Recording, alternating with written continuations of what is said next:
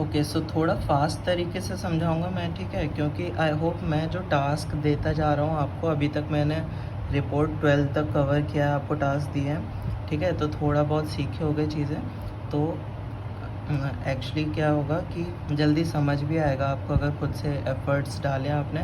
Plus एक बात ये याद रखना, मैं जितनी भी चीज़ें बताऊंगा ज़्यादातर इम्पॉर्टेंट चीज़ें ही होंगी, तो बीच में पॉज कर करके नोट्स भी बना सकते हो साथ साथ में, ठीक है, तो काफ़ी ज़्यादा पॉज करके बीच बीच में लिख भी सकते हो जो चीज़ें बता रहा हूँ, ठीक है। तो देखो अरुण शर्मा में फर्स्ट पेज पे आएगा, देखो एक्चुअल में बहुत इंपॉर्टेंट चैप्टर है, 15 से 20% इसका वेटेज रहता है कॉन्ट सेक्शन में, ठीक है, तो आपको अच्छा तो करना ही है, ठीक है। और बेसिक क्वेश्चंस कभी कभी आ जाते हैं, तो आपके पास एडवांटेज है कि आप बेसिक्स भी अगर ठीक करके गए हो तो शायद कर ले जाओगे, ठीक है। कन्वर्जन्स जितने याद रख सकते हो रख लेना, वैसे का ये तो फर्जी हैं, ज़्यादातर फर्जी हैं, ये थोड़ा मतलब ये आपको पता भी होगा, नहीं पता है तो अब याद रखना, ठीक है। इसमें ये भी याद रखना कि सेंटीमीटर को mm में करते हैं तो 10 से मल्टीप्लाई कर देंगे, ठीक है। और बाकी एक ही ये याद रखना, 1 litre equal to 1000 centimetre cube, CC होता है सेंटीमीटर क्यूब, मतलब वॉल्यूम होता है। तो किसी भी अगर लीटर में आपको कभी कभी कैपेसिटी देते हैं तो उसको हम वॉल्यूम में कन्वर्ट करने के लिए 1000 सेंटीमीटर क्यूब लिख लेते हैं, फिर सेंटीमीटर क्यूब से मीटर क्यूब में भी कन्वर्ट कर सकते हैं, ठीक है, ऐसे वो सब होता रहेगा।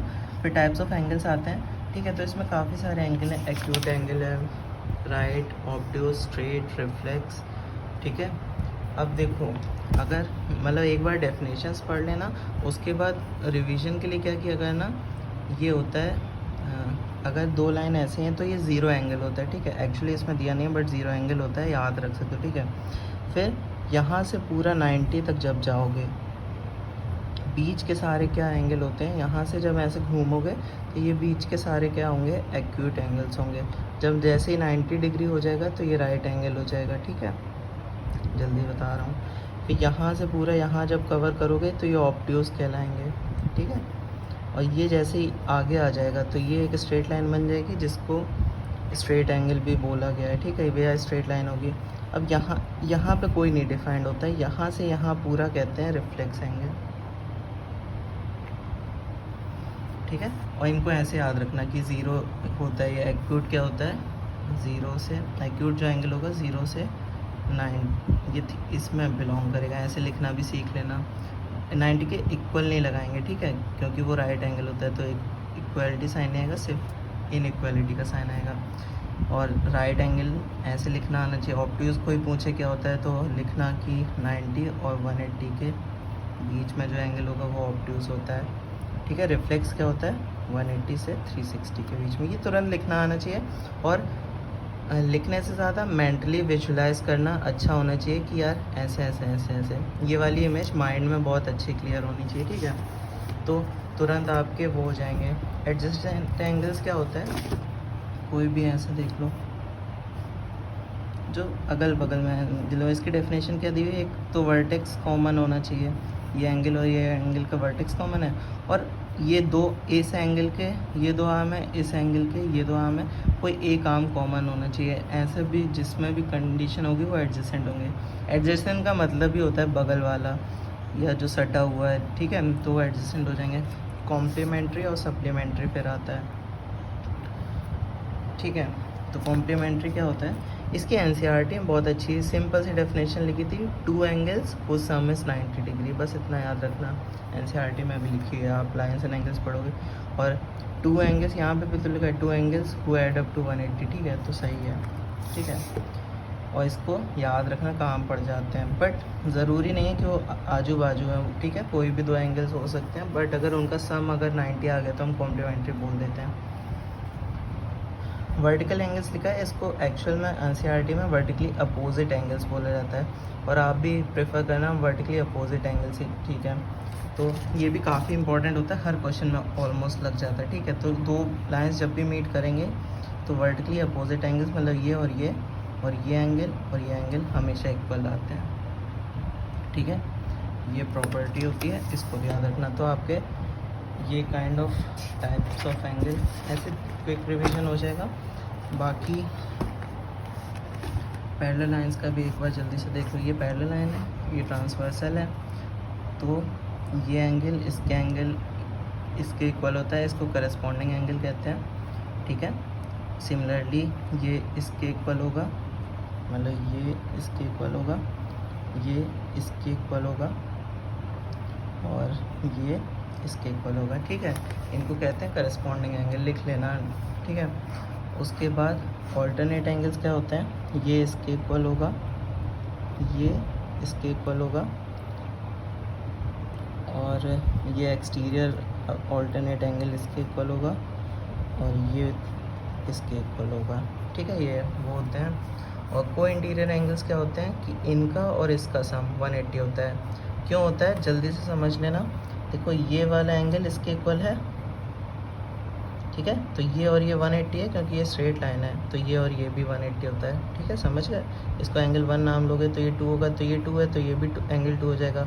1 और 2 का सम 180 है, वैसे यहाँ 1 और 2 का सम 180 होता है, ठीक है। ये प्रूव होता है। इन केस भूल जाओ तो ऐसे भी याद रख सकते हो, ठीक है। तो यही होते हैं शायद एंगल्स। ऑल्टरनेट हो गए दोनों, इंटीरियर एक्सटीरियर, को इंटीरियर हो गया और करस्पॉन्डिंग हो गया, ठीक है। अच्छे से याद रखना। लीनियर कुछ नहीं है, एडजस्टिंग एंगल्स हैं जो स्ट्रेट लाइन पे बने हो, ठीक है। तो स्ट्रेट लाइन के इनका सम 180 होता है, ठीक है, एक स्ट्रेट लाइन में। इसका कोई वो नहीं है ज़्यादा कुछ, ये वही दिया हुआ है। स्ट्रेट लाइन पे कितने भी एंगल्स बना लो, 1 2 3 या 5 6 7 जितने भी बना लो, स्ट्रेट लाइन सारे एंगल्स का सम 180 होगा, ठीक है, क्योंकि स्ट्रेट लाइन 180 होती है। वैसे ही अगर पॉइंट के अराउंड सारे एंगल्स जोड़ोगे तो वो 360 होता है, वो दिया हुआ है। अब देखो यहाँ पे एक प्रॉपर्टी दी है, angle bisector equi distant from 2 sides. अगर देखो इसमें एक्चुअल में ज़्यादा यूज़ मैंने अभी कभी नहीं देखा है और इसको रटने की भी ज़्यादा ज़रूरत है नहीं, क्योंकि अगर आप कॉन्ग्रुएंसी अच्छे से करोगे, चैप्टर 7 मैंने आप सबको करने को दिया है, तो देखो कॉन्ग्रुएंसी खुद ही प्रूव कर लोगे, कभी क्वेश्चन में यूज़ पे आ गई तो। राइट एंगल है, राइट एंगल यहाँ से परपेंडिकुलर बाइसेक्टर बनाया गया, ठीक है। RHS कॉन्ग्रुएंसी रूल आप पढ़ोगे चैप्टर में, ठीक है, या AASP पढ़ोगे तो ये एंगल इक्वल है इस एंगल के, एंगल बाइसेक्टर है तो ये वाला एंगल इसके इक्वल है और फिर साइड देखो ये वाली कॉमन है, तो इन दो ट्राइंगल्स के लिए AAS कॉन्ग्रुएंसी रूल लग रहा है, तो ये कॉन्ग्रुएंट ट्राइंगल्स हैं, ठीक है। कॉन्ग्रुएंट ट्राइंगल्स हैं तो CPCT क्या था, corresponding parts of congruent triangles, मतलब वो इक्वल होते हैं, ठीक है। तो ये वाली साइड इसके इक्वल आ जाएगी, ठीक है, CPCT से। ये आप चैप्टर 7 अच्छे से पढ़ा होगा तो खुद समझ जाओगे, ठीक है। बाकी ये क्वेश्चंस कर लेना। ये स्ट्रेट लाइन का लगा रहा है, ये 360 डिग्री लगा रहा है, कॉम्प्लीमेंट्री 90 होता है, सप्लीमेंट्री 180 होता है, ये एग्जैक्टली हाफ। ये भी 90 वाला लगा रहा है, कुछ ज़्यादा नहीं है इसमें, ऑल्टरनेट एंगल्स और वो सब लगा के, और ट्राइंगल का सम 180 शायद ऐसा कुछ लग रहा होगा। सिंपल है ये भी, आई गेस सभी सिंपल है। इसमें एक कंस्ट्रक्शन होता है, यहाँ पे एक स्ट्रेट लाइन एज्यूम करते हैं तो ऑल्टरनेट एंगल्स करके, ठीक है, आ जाता है। सिमिलरली ऐसा है। हाँ, ये क्वेश्चन सबका फंसा था ना, maximum number of points of intersection of 5 lines. देखो जिसने नहीं पढ़ा है याद रखो कि परम्यूटेशन कॉम्बिनेशन जो चैप्टर है उसमें एक फॉर्मूला होता है NCR का, ठीक है, NCR एक फॉर्मूला होता है, ठीक है, ध्यान से समझना जिसने बिल्कुल नहीं पढ़ा है। तो कॉम्बिनेशन को हम कहते हैं, कॉम्बिनेशन जो उस चैप्टर का नाम है उसमें से कॉम्बिनेशन वाले पार्ट को हम सिलेक्शन भी कह सकते हैं। तो सिलेक्शन का क्या कॉन्सेप्ट होता है कि 10 चीज़ें हैं सपोज़, ठीक है, हमारे पास 10 डब्बे हैं सपोज़, ठीक है, उनमें से हमें 2 डब्बे सेलेक्ट करने हैं, 10 नहीं है एक्चुअली 4 मान लो सपोज़, 1 2 3 4 डब्बे हैं हमारे पास, ठीक है, हमें 2 सेलेक्ट करने हैं, ठीक है, 2 सेलेक्ट करने हैं। तो हम इसको सेलेक्ट कर सकते हैं, इसको सेलेक्ट कर सकते हैं, इसको सेलेक्ट कर सकते हैं, इसको कर सकते हैं, इसको कर सकते हैं, ठीक है। तो बहुत सारे पॉसिबल बहुत सारे तरीके हैं इन 4 डब्बों में से 2 डब्बे सेलेक्ट करने का, ठीक है। तो हम अभी तो गिन सकते हैं, भले गिन भी ले जाएं, बट इसी की जगह 4 की जगह 1000 डब्बे होते और आपसे बोला जाता है 3 डब्बे सेलेक्ट करो, तो बहुत सारे तरीके आ जाते हैं, अनलिमिटेड तरीके आ सकते हैं, ठीक है। अनलिमिटेड मतलब आपके लिए मैनुअली काउंट करना पॉसिबल नहीं होगा, तो उसका फॉर्मूला बनाया गया है कि जब भी कुछ सिलेक्शन करना होगा, ठीक है, सिलेक्शन करना होगा तो फॉर्मूला लगा देते हैं, टोटल नंबर ऑफ थिंग्स 4 लिखते हैं, सी और कितनी सेलेक्ट करनी थी, 2 सेलेक्ट करनी थी, वो लिख देते हैं। तो 4C2 हमारे पास फॉर्मूला होता है कि ये एग्जैक्टली उतने नंबर और मतलब एग्जैक्टली ये आंसर दे देगा आपको, ठीक है। इतने लोगों में से आपको इतने लोग सेलेक्ट करने के या इतने डब्बे सेलेक्ट करने के कितने तरीके हो सकते हैं, वो ये फॉर्मूला हमें बता देता है, ठीक है।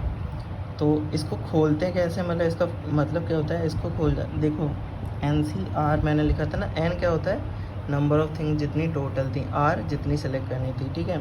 तो यहाँ पे N क्या है 4, R क्या है 2, ठीक है। और NCR को खोलते कैसे, factorial N upon factorial R upon factorial N minus R, ठीक है। ये फॉर्मूला होता है NCR का। अब फैक्टोरियल क्या होता है, फैक्टोरियल होता है मतलब फैक्टोरियल सपोज 6 लिखा है तो फैक्टोरियल 6 का मतलब होता है 1 से लेके 6 तक सारे मल्टीप्लाई किए गए हैं नंबर्स, लाइक 6, 5, 4, 3, 2, 1। फैक्टोरियल 5 का ऐसे ही क्या मतलब होता है, 1 से लेके 5 तक सारे मल्टीप्लाई किए गए हैं, 1, 2, 3, ठीक है, ऐसे 5 तक जाता है। वही यहाँ पे होता है, ठीक है। तो इनकी वैल्यूज़ रखो, n क्या है 4, तो यहाँ फैक्टोरियल 4 आ जाएगा, फैक्टोरियल 2 आ जाएगा, और फैक्टोरियल 4 माइनस 2 भी 2 होता है, ठीक है। अब फैक्टोरियल इसका क्या मतलब होता है, 4, 3, 2, 1 यहाँ पे मल्टीप्लाई हो रहे होंगे, तो हम 4 कैसे लेते हैं, 4 इंटू 3, अब 2, 1 बचा तो हम उसको फैक्टोरियल 2 ही लिख देते हैं। यहाँ फैक्टोरियल 2 को आप 2 इंटू 1 लिख सकते हो, इस फैक्टोरियल 2 को फैक्टोरियल 2 ही लिखे रहें, तो ये कैंसिल हो गया, यहाँ 2 बचा है, 2, ठीक है। तो 6 आ जाएगा। तो हम 6 तरीके से इनको कर सकते हैं, चाहे एक बार ट्राई भी कर लेता हूँ मैं जल्दी से अगर हो जाता है। एक तरीका ये 2 बॉक्स सेलेक्ट हुए, दूसरा तरीका ये 2 बॉक्स सेलेक्ट हुए, तीसरा तरीका ये 2 बॉक्स सेलेक्ट हुए, ठीक है, तीसरा तरीका, चौथा तरीका ये दोनों सेलेक्ट हुए, पांचवा तरीका ये सेलेक्ट हुआ और ये सेलेक्ट हुआ, और 6 तरीका क्या है, ये सेलेक्ट हुआ और ये सेलेक्ट हुआ, ठीक है। इसके अलावा कोई पॉसिबल नहीं होते। तो मैनुअली छोटे में तो है, पर बड़े में अभी 10 डिब्बे होते, ठीक है, और 5 आपको सेलेक्ट करने होते, तो आप फॉर्मूला डायरेक्ट लगा सकते हो। फैक्टोरियल की डेफिनेशन समझ आनी चाहिए, ठीक है। और फैक्टोरियल 0 डिफाइंड होता है, 1 डिफाइंड होता है, इसका रीज़न नहीं है कुछ, वो मैथमेटिकली डिफाइंड है, ठीक है। फैक्टोरियल 0 की वैल्यू 1 है, फैक्टोरियल 1 1 होता है, फैक्टोरियल 2 वही हो जाएगा 2 इंटू 1 2, फैक्टोरियल 3 हो जाएगा 3 इंटू 2 इंटू 1 मतलब 6, फैक्टोरियल 4 होता है 24, फैक्टोरियल 5 होता है 120, फैक्टोरियल 6 होता है 720। इतने एटलीस्ट याद होने चाहिए, कुछ लोग 7, 8, 9 तक भी याद रख सकते हैं, बट इतने एटलीस्ट याद होनी चाहिए इनकी वैल्यू, उससे कैलकुलेशन फास्ट होती है। आप PNC करोगे, ये सब करोगे तो आप तब याद कर लेना भले, बट याद होनी चाहिए। अभी कर सकते हो तो आगे नोट्स लिख लो, ठीक है। तो फिलहाल इस क्वेश्चन पे आते हैं, maximum number of points of intersection of 5 lines, ठीक है। तो मैंने क्या किया, 5 लाइन कुछ मन में इमेजिन कर ली, ठीक है, होंगी। मैक्सिमम पॉइंट्स ऑफ इंटरसेक्शन निकालना है, तो मैं मन में क्या सोचा, क्या 2 लाइन है, 2 लाइन से एक इंटरसेक्शन पॉइंट मिल जाए, और मैं तीसरी लाइन जब बनाऊँ तो मुझे मैक्स इंटरसेक्शन पॉइंट अगर निकालना है तो यहाँ से ना क्रॉस होए, तो ऐसी जगह से क्रॉस होए कि इस लाइन पर भी एक इंटरसेक्शन पॉइंट दे दे और इस लाइन पे भी एक इंटरसेक्शन पॉइंट दे दे, ठीक है। तो मैं क्या करना चाह रहा हूँ कि हर 2 लाइन के कॉम्बिनेशन से एक इंटरसेक्शन पॉइंट चाहता हूँ कि आ जाए मेरे पास, ठीक है। तो इसमें नंबर ऑफ इंटरसेक्शन पॉइंट्स क्या होंगे कि मैं जितने भी तरीके से 5 लाइन में से 2 लाइन सेलेक्ट कर सकता हूँ, क्योंकि देखो 2 लाइन से ही तो एक इंटरसेक्शन पॉइंट मिल रहा है, ठीक है। ये लाइन सेलेक्ट करी मैंने, ये लाइन सेलेक्ट करी, तो एक इंटरसेक्शन पॉइंट मुझे ये मिलेगा। अभी मैं ये लाइन सेलेक्ट करूँ, ये लाइन सेलेक्ट करूँ तो मुझे ये इंटरसेक्शन पॉइंट मिलेगा, ये लाइन सेलेक्ट करूँ और ये लाइन सेलेक्ट करूँ तो मुझे ये इंटरसेक्शन पॉइंट मिलेगा, ठीक है। हर 2 लाइन से मुझे एक इंटरसेक्शन पॉइंट मिल जाएगा, ठीक है। तो मेरा ऑब्जेक्टिव क्या है, 5 लाइन में से मुझे 2 सेलेक्ट करनी है, और ये मैं 2 लाइन जितने तरीक़ों से सेलेक्ट कर सकता हूँ उतने ही मेरे पास इंटरसेक्शन पॉइंट्स होंगे, उसी को 5C2 लिखा जाता है, ठीक है। खोलते कैसे है, factorial 5 upon factorial 2 upon factorial 5 minus 2 3, इसको खोलो तो इसका विजुलाइज करना, 5 इंटू 4 इंटू 3 to 1 है, तो 3 to 1 को फैक्टोरियल 3 लिख सकते हो, तो 5 इंटू 4 इंटू फैक्टोरियल 3 लिख दिया, इसको यहाँ लिख दिया तो ये कैंसिल ही हो जाएगा। फैक्टोरियल 2 को 2 ही वैल्यू होती है, ये 2, ठीक है 10, इसलिए 10 आंसर आ रहा है। तो ठीक है, इसीलिए इसका आंसर सी होगा। 11 का आंसर सी ही है ना? हाँ ठीक है। ठीक है, तो समझ गए कैसे हुआ है। लॉजिक क्या लगा है, नंबर ऑफ इंटरसेक्शन पॉइंट उतने ही होंगे जितने कि मेरे पास वेज हैं 5 में से 2 लाइन सेलेक्ट करने के। ठीक है, 5 लाइन्स हैं मेरे पास, उनमें से मैं जितने भी तरीक़ों में 2 लाइन सेलेक्ट कर सकता हूँ और हर एक से मुझे एक इंटरसेक्शन पॉइंट मिल जाएगा। तो वही number of intersection point maximum होंगे। ओके, आई होप समझ आए। स्टिल अभी भी कन्फ्यूजन हो तो प्लीज़ वेट कर लो, पीएनसी लगा लेना एक बार और अच्छे से, तब इस क्वेश्चन को एंड में लगाना, टिक करके रखना। ठीक है, ठीक है, या एक और बार मेरे से पूछ लें, मैं समझा दूँगा, कोई दिक्कत नहीं है। ठीक है, ऑब्वियसली ये हो गया। ओके, अब पॉलीगन स्टार्ट हो रहा है, नेक्स्ट वीडियो में पढ़ाता हूँ। ठीक है, चलो, थैंक यू।